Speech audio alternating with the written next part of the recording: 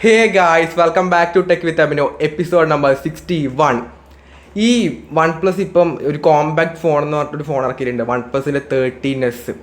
എടാ, അത് ഒരു 55,000 രൂപക്ക് വരുന്ന ഫോണാണ്, ഒരു ഫ്ലാഗ്ഷിപ്പ് ലെവൽ ഫോണാണ്. പക്ഷെ അതൊരു ഫ്ലാഗ്ഷിപ്പ് ലെവലിൽ വേണ്ട ഒരു ഫീച്ചേഴ്സ് ആ ഫോണിലില്ല. ആകെ സ്നാപ്ഡ്രാഗൺ 888 ഉണ്ട് എന്നല്ലാതെ വയർലെസ് ചാർജിങ് വരുന്നില്ല, IP68 69 റേറ്റിംഗ് വരുന്നില്ല, USB 2.2 ആണ് ചാർജിങ് പോർട്ടായിട്ട് വരുന്നത്. പിന്നീട് അൾട്രാ വൈഡ് ക്യാമറ വരുന്നില്ല, ഉള്ള ക്യാമറ ആണെങ്കിൽ ഭയങ്കര അധികം ഷോ ആണ്, 2x ടെലിഫോട്ടോ മാത്രമേ വരുന്നുള്ളൂ. പിന്നെ ഒരുപാട് കാര്യങ്ങൾ കുറവാണ് ആ ഫോണിൽ. ഇത്രയും വില കൊടുക്കുന്ന ഫോണിൽ ഇതൊന്നുമില്ല. പിന്നെ ഫിംഗർ പ്രിൻ്റ് ആണെങ്കിൽ ഒപ്റ്റിക്കലാണ്, അൾട്രാസോണിക്കും വരുന്നില്ല. ആകെ ഇവരെന്തിനാണ് ഈ ഫോൺ ഇറക്കിയെന്ന് അറിയത്തില്ല. ആകെ ഒരു ഡിസ്പ്ലേയുടെ സൈസ് 6.3 ഇഞ്ച് ഉണ്ട് എന്നല്ലാതെ അത്യാവശ്യം നല്ല തിക്നെസ് 8.2 mm തിക്നെസ്സും വരുന്നുണ്ട്, നല്ല വെയിറ്റും 185 ഗ്രാം വെയിറ്റും വരുന്നുണ്ട്. വെറുതെ ഒരു ഫോൺ ഇറക്കിയിട്ടുണ്ട്, വലിയ ബാറ്ററിയും വെച്ചുകൊണ്ട് ഒരു ഡിസ്പ്ലേ സൈസ് കുറഞ്ഞ ഒരു കോമ്പാക്ട് ഫോൺ എന്ന് പറഞ്ഞിട്ട് ഫോൺ ഇറക്കി എന്നല്ലാതെ ഒരിക്കലും അത് വേർത്തല്ല കേട്ടോ. ഡീറ്റെയിൽ ആയിട്ടുള്ള വീഡിയോ ചെയ്തിട്ടുണ്ട്, ഒന്ന് ചെക്ക് ചെയ്ത് നോക്കാം കേട്ടോ. പിന്നെ പുതിയ iQയുടെ Z10 Lite എന്ന മോഡൽ വരുന്നുണ്ട്. അതായത് ഒരു 10K തൊട്ടൊരു 12K ആ റേഞ്ചിൽ വരുന്നൊരു മോഡലാണ്. ഈ വരുന്ന 18-ാം തീയതിയാണ് ആ ഒരു ഫോൺ ലോഞ്ച് ചെയ്യുന്നത്. അധികം സ്പെക്കൊന്നും അവരിപ്പോൾ റിവീൽ ചെയ്തില്ല, എന്നാലും അടുത്ത ദിവസങ്ങളിൽ എന്തായാലും റിവീൽ ചെയ്യും. iQ ആണ് ഇറക്കുന്നതിന് മുമ്പേ എല്ലാ കാര്യങ്ങളും അവർ പുറത്ത് വിടാറുണ്ട്. ഇപ്പം വന്നിട്ടുള്ളത് 6000 mAh ബാറ്ററി മാത്രമാണ്. ഒരു കോമഡി എന്ന് പറയുന്ന സംഭവം എന്ന് പറയുന്നത് ഇതിൻ്റെ ഡിസൈനാണ്.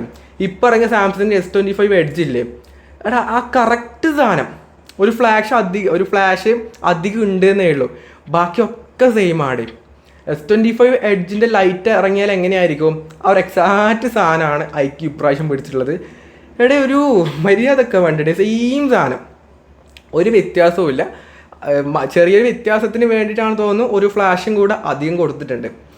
അപ്പോൾ 18-ാം തീയതി അങ്ങനൊരു iQയുടെ ഫോൺ കൂടെ വരുന്നുണ്ട്. അതിനുശേഷം ഇതിൻ്റെ ഒരു വിവോയുടെ T4 Lite എന്ന മോഡൽ കൂടെ വരുന്നതായിരിക്കും. പിന്നെ പോക്കോയുടെ F7 വരും എന്ന് പറഞ്ഞിട്ട് ഫൈനലി ഒഫീഷ്യലായിട്ട് തന്നെ അതിൻ്റെ ഒരു പോസ്റ്ററും അല്ലെങ്കിൽ ഫ്ലിപ്കാർട്ടിൽ അതിൻ്റെ പേജൊക്കെ തന്നെ വന്നിട്ടുണ്ട്.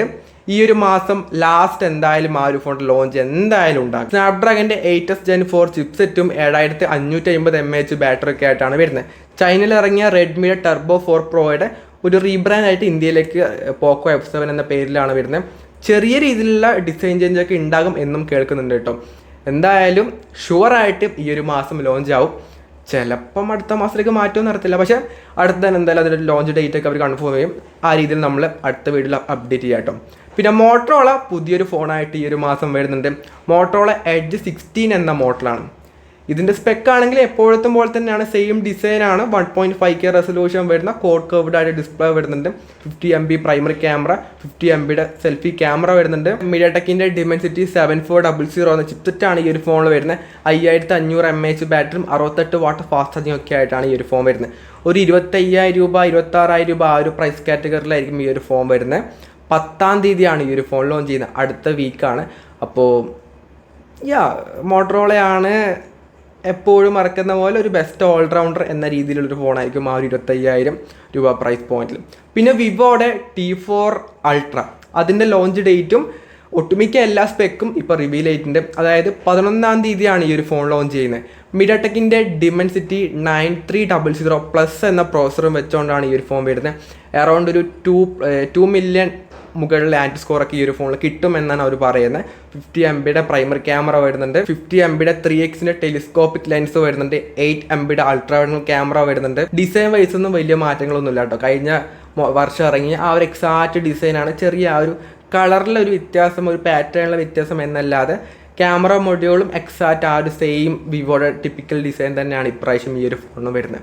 അപ്പോൾ 11-ാം തീയതി ഇങ്ങനെ ഒരു 35,000 രൂപ പ്രൈസ് പോയിന്റിലായിരിക്കും എന്തായാലും ഈ ഒരു ഫോൺ ലോഞ്ച് ചെയ്യുന്നത്. പിന്നെ സാംസങ്ങിൻ്റെ C Fold 7 അല്ലെങ്കിൽ ആ ഒരു സീരീസ് അല്ലെങ്കിൽ ഫ്ലിപ്പ് FEയും ഇപ്രാവശ്യം ഉണ്ടാകും. അപ്പം അതിൻ്റെ ഒരു ഒഫീഷ്യലായിട്ട് അവർ ഒരു വീഡിയോ പുറത്ത് വിട്ടിട്ടുണ്ട്. അപ്പം ഈ ഒരു മാസം എന്തായാലും കൺഫേംഡ് ആയിട്ട് ലോഞ്ച് ഇവൻ്റ് എന്തായാലും ഉണ്ടാകുന്നതായിരിക്കും.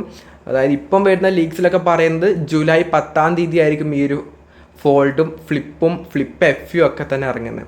അതിൽ വരുന്ന പ്രോസർ ഇപ്പോൾ ഫോൾഡിലാണെങ്കിൽ സ്നാപ്ഡ്രാഗൺ 888 ഉണ്ടാകും, ഫ്ലിപ്പിലാണെങ്കിൽ എക്സിനോസിൻ്റെ 2500, ഫ്ലിപ്പ് FEയിലാണെങ്കിൽ 2400 ആയിട്ടാണ് വരുന്നത്. രണ്ടിലും എക്സിനോസ്, മറ്റേലും മാത്രം സ്നാപ്ഡ്രാഗൺ. അല്ലെങ്കിൽ ഫ്ലിപ്പ് വെച്ചുകൊണ്ട് വലിയ പെർഫോമൻസ് കിട്ടിയിട്ടൊന്നും വലിയ കാര്യമൊന്നുമില്ല. എക്സിനോസ് ഉണ്ടെങ്കിലും അത്യാവശ്യം നല്ല പെർഫോമൻസ് ഉണ്ട്. ഗെയിമിംഗ് എന്ന രീതിയിലൊക്കെ വരുമ്പോഴാണ് ഒരു ഇഷ്യൂ ഒക്കെ വരുന്നത്. അല്ലാത്ത രീതിയിൽ നൈസാണ്. പിന്നെ ജൂൺ 9 നാളെയാണ് WWDC 25 വരുന്നത്. അപ്പോൾ iOS 19 ആയിരിക്കോ അല്ലെങ്കിൽ iOS 26 ആയിരിക്കോ എന്നുള്ളത് നമുക്ക് നാളെ അറിയാൻ വേണ്ടി പറ്റും. ഏതായിരിക്കും വരുന്നത് നിങ്ങൾക്ക് എന്താണ് തോന്നുന്നത് താഴെ കമൻറ്റ് ചെയ്യാം. അപ്പോൾ ഇത്രയും ടെക് ന്യൂസ് മാത്രം നമുക്ക് ഇന്ന് പറയാനുള്ള ഒരുപാട് കാര്യങ്ങളൊന്നും ഇല്ല കേട്ടോ. അപ്പോൾ ഇതുപോലെ ഇനി നമ്മൾ സപ്പോർട്ട് ചെയ്യാം. ഈ ഒരു വീഡിയോ യൂസ്ഫുൾ ആണെങ്കിൽ ലൈക്ക് ചെയ്യുക, ഷെയർ ചെയ്യുക, സബ്സ്ക്രൈബ് ചെയ്യുക. So it's friend Abhinav signing off. By.